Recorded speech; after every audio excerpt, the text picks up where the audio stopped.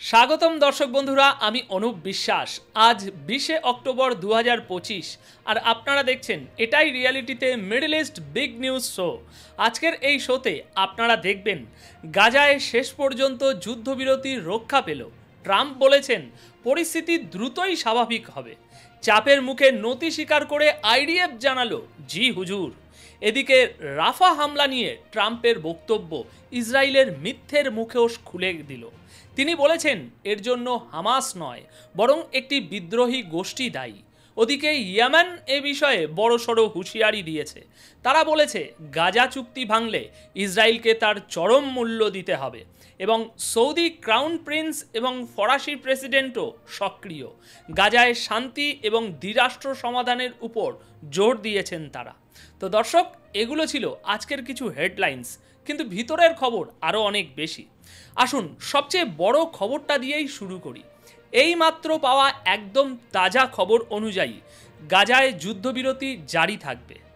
এই খবরটা আপনাদের প্রথমেই জানিয়ে দিলাম, যাতে আপনারা, আমার দর্শকরা, শুরু থেকেই কিছুটা স্বস্তি বোধ করতে পারেন।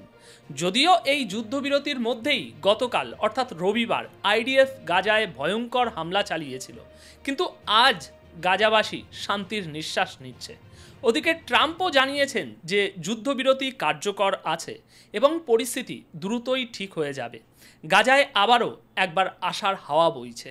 আমেরিকার হস্তক্ষেপ এবং মধ্যস্থতাকারীদের চাপের পর যে উদ্বেগ গতকাল পর্যন্ত প্রত্যেকটা গলিতে ছিল, যা সারা রাত ধরে ছিল, তা এখন কিছুটা শান্ত হয়েছে বলে মনে হচ্ছে। মার্কিন প্রেসিডেন্ট ডোনাল্ড ট্রাম্প বলেছেন যে গাজায় যুদ্ধবিরতি এখনও বজায় আছে। আমরা চেষ্টা করছি যাতে খুব দ্রুত পরিস্থিতি সম্পূর্ণ শান্তিপূর্ণ হয়ে ওঠে। আপাতত এই একটাই বয়ান গাজার মানুষের জন্য বিরাট স্বস্তির। যদিও বিশ্বের অনেকেই, এমনকি আমিও, এই কথার উপর পুরোপুরি বিশ্বাস করতে পারছি না, কিন্তু গাজার সাধারণ মানুষ বিশ্বাস করছেন।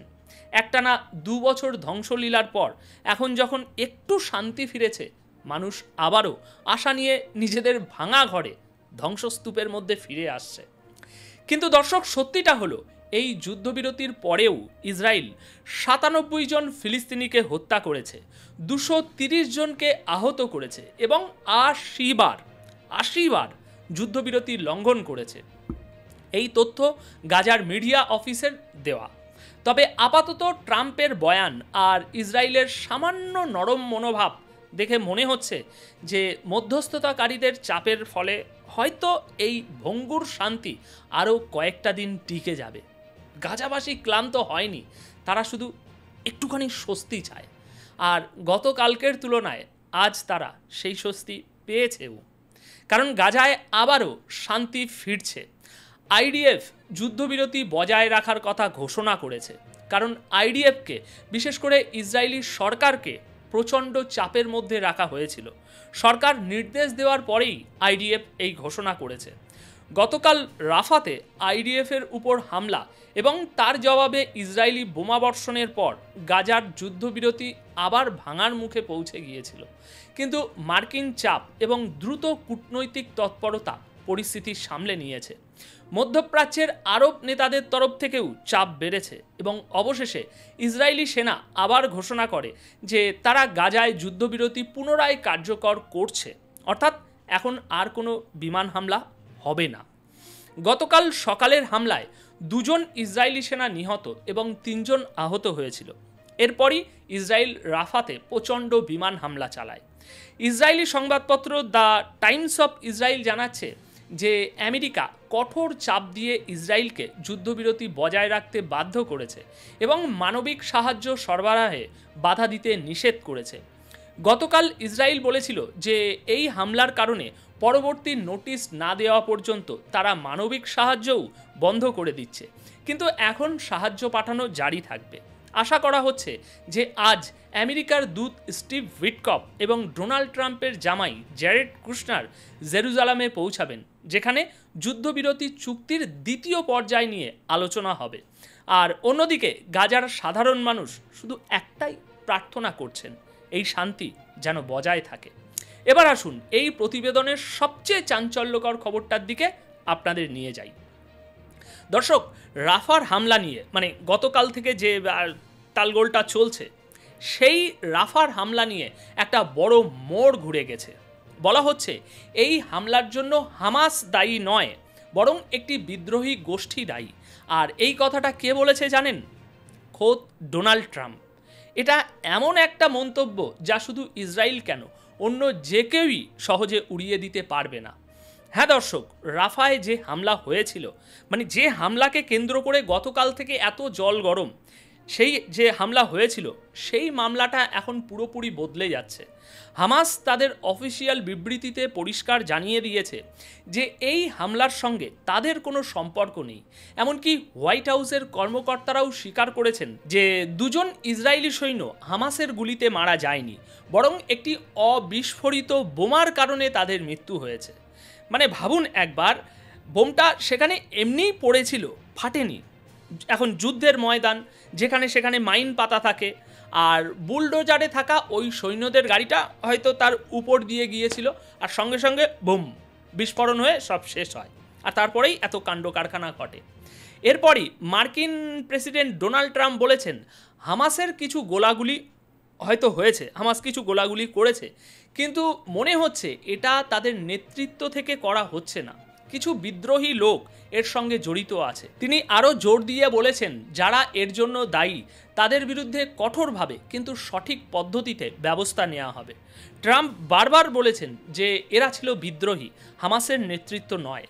তাহলে কি ডোনাল্ড ট্রাম্প এটা বলতে চাইছেন যে হামাসের ভেতরেও এমন কিছু বিদ্রোহী গোষ্ঠী তৈরি হয়েছে যারা তাদের নেতাদের কথা শুনছেন না?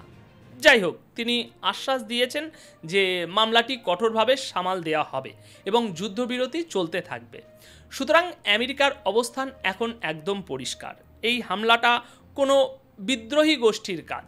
আর এর মানে হলো ইসরায়েল যে এত সময় ধরে হামাসের নেতৃত্বকে দায়ী করে আসছিল, ট্রাম্প যেন তাদের এক কথায় চুপ করিয়ে দিয়েছেন।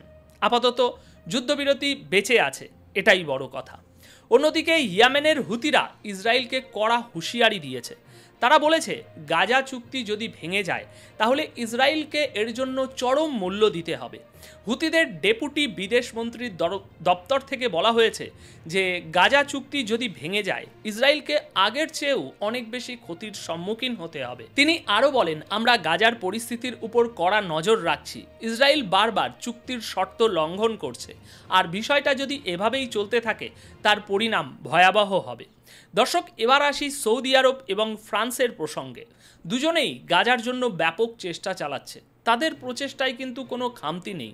সৌদি আরবের ক্রাউন প্রিন্স মোহাম্মদ বিন সালমান ফ্রান্সের প্রেসিডেন্ট ইম্যানুয়েল ম্যাক্রোর সঙ্গে ফোনে কথা বলেছিলেন। সেখানে গাজার পরিস্থিতি এবং মধ্যপ্রাচ্যের শান্তি ফেরানোর বিষয়ে আলোচনা হয়েছে, যা পরের দিন সংবাদপত্রেও প্রকাশিত হয়। সৌদি প্রেস এজেন্সির খবর অনুযায়ী দুই নেতাই গাজায় যুদ্ধ বন্ধ করা এবং অঞ্চলের নিরাপত্তা ও স্থিতিশীলতা ফিরিয়ে আনার জন্য যে চেষ্টা চলছে তা পর্যালোচনা করছেন। তারা একমত হয়েছেন যে ফিলিস্তিনের সাধারণ মানুষের কষ্ট অবিলম্বে কমাতে হবে এবং গাজা থেকে ইসরায়েলি সেনাকে পুরোপুরি সরিয়ে নিতে হবে। শুধু তাই নয়, দুরাষ্ট্র সমাধানের ভিত্তিতে স্থায়ী শান্তি প্রতিষ্ঠার জন্য ঠোস পদক্ষেপ নেওয়ার গুরুত্বের বিষয়েও তারা একমত হয়েছেন। এবার যদি একজন সাংবাদিক হিসাবে আমার দৃষ্টিভঙ্গি থেকে বলি, তাহলে দেখুন, সৌদি আরব ঠিক সেটাই করছে যা বেশিরভাগ মুসলিম বিশ্ব চায়। তারা সুন্নি হোক বা শিয়া, তারা চায় গাজা থেকে সেনা প্রত্যাহার হোক এবং দুই রাষ্ট্র সমাধান কার্যকর হোক। সৌদি আরব নিজেকে মুসলিম বিশ্বের নেতা মনে করে, তাই তারা এই ভূমিকা পালন করছে। অন্যদিকে ফ্রান্সের কথা যদি বলি, ফ্রান্স যে নিজেকে ইউরোপের অন্যতম শক্তিশালী দেশ বলে মনে করে, যদিও জার্মানি বা ব্রিটেনও আছে, তারা চাইছে আমেরিকার থেকে একটু আলাদা কিছু করে দেখাতে। যখন আমেরিকা ইসরায়েলের পক্ষে কথা বলছে, তখন ফ্রান্স চাইছে ফিলিস্তিন এবং গাজার বিষয়টাকে জোরালোভাবে তুলে ধরতে, যাতে বিশ্বে তাদেরও একটা স্বতন্ত্র পরিচিতি থাকে। তাই তারা নিজেদের মতো করে চেষ্টা চালাচ্ছে। কিন্তু প্রশ্ন হলো, এই সব চেষ্টার ফল কী হবে? আপনারা নিজেদের মধ্যে ফোনে কথা বলছেন, আলোচনা করছেন, কিন্তু ইসরায়েলের উপরে চাপ সৃষ্টি করার জন্য কি করছেন? ওয়েস্ট ব্যাংকে একের পর এক জমি দখল হয়ে যাচ্ছে। প্রতিদিন উগ্রপন্থী সেটলাররা সেখানকার মানুষদের মারধর করছে, গুলি চালাচ্ছে। ফোনে তো আমি আমার বন্ধুর সাথেও গাঁজা নিয়ে আলোচনা করতে পারি, তাই না? কিন্তু তাতে সমাধান কি হবে? কিছু তো একটা ঠোস পদক্ষেপ নিতে হবে। হ্যাঁ, এটা ঠিক যে আপনাদের এই আলোচনায় কূটনৈতিক চাপ তৈরি হচ্ছে, যার ফলে হয়তো যুদ্ধবিরতি এখনও টিকে আছে, কিন্তু স্থায়ী সমাধান কোথায়? এখন দর্শক, শেষ করার আগে আরেকটি গুরুত্বপূর্ণ খবর দিই। ইরানের পরমাণু বিতর্ক নিয়ে তারা আন্তর্জাতিক স্তরে ব্যাপক সমর্থন পাচ্ছে, বিশেষ করে চীন এবং রাশিয়ার কাছ থেকে। রাষ্ট্রসংঘে এই তিনটি দেশের প্রতিনিধি, বিশেষ করে চীন ও রাশিয়া, যারা নিরাপত্তা পরিষদের স্থায়ী সদস্য এবং ভেটো ক্ষমতার অধিকারী, একটি চিঠি লিখে বলেছে যে ইরানের সঙ্গে যে পরমাণু চুক্তি হয়েছিল তার মেয়াদ তো শেষ হয়ে গেছে। যে চুক্তির মেয়াদই নেই, সেই মামলায় ইরানকে এখন আর শাস্তি দেওয়া যায় না।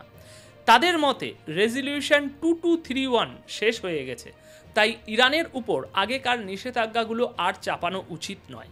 ইউরোপীয় দেশগুলো যে নতুন করে নিষেধাজ্ঞা চাপাচ্ছে তা ঠিক নয়। হয় চুক্তিটি নবীকরণ করুন, আর ইরান যদি তা না মানে তখন নিষেধাজ্ঞার কথা ভাবা যেতে পারে। তো দর্শক, আজকের জন্য এটুকুই। আন্তর্জাতিক রাজনীতির এই জটিল খেলা নিয়ে আপনার কি মত? কমেন্ট বক্সে অবশ্যই আপনাদের রায় জানিয়ে যাবেন। ধন্যবাদ আপনাদের সকলকে।